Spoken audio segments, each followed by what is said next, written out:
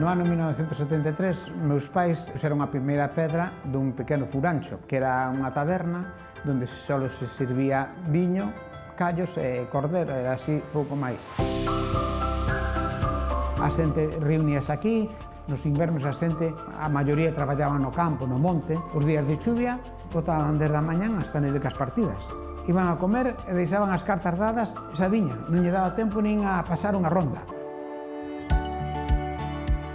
No ano 80, a primeira boda que fixemos foi a dos meus primos, Moncho e Martina, o 30 de agosto de 1980. Despois desa boda, ao pouco tempo xa me casei, no ano 84, e entonces se incorporou a plantilla Marta, que foi o eje principal desta historia toda. Pois sin ela isto non podría haber sido, que empezamos a facendo máis bodas, se nos quedaba pequeno un comedor, aumentámoslo, fixemos outro encima. Sobre os 90, deusenos por ampliar e facer un pequeno hostal. Entonces empezamos con 11 habitacións. Os primeiros clientes que tuvemos, acórdome que foron vascos. Incluso, dos netos que teño nombre vasco, porque temos moito cariño a esa xente. Ahora mismo, hai momentos que máis do 50% dos clientes que temos son vascos. E surgiu, en ese tempo, que apareceu este hotel en Nigrán, que se vendía, un hotel que era tamén un hotel familiar, e aí montamos un hotel que máis ou menos ten as habitacións que ten este. 27 habitacións, un pequeno restaurante, non este, unha pousa pequena, unha cafetería que xa miraredes.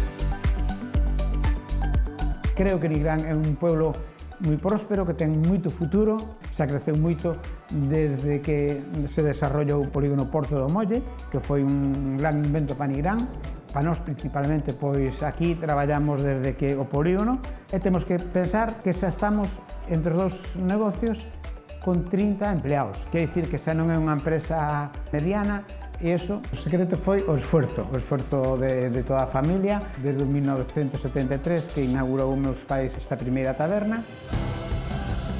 Pois para nós significa un gran orgullo poder recibir este premio, ao cal agradecemos con moito entusiasmo. A nosa ilusión sería que non se quedara isto na terceira generación. Temos a cuarta en marcha, temos 4 netos, esperemos que eles se animen de alguna maneira pois a seguir ca trayectoria familiar, por lo menos unha máis ou dúas,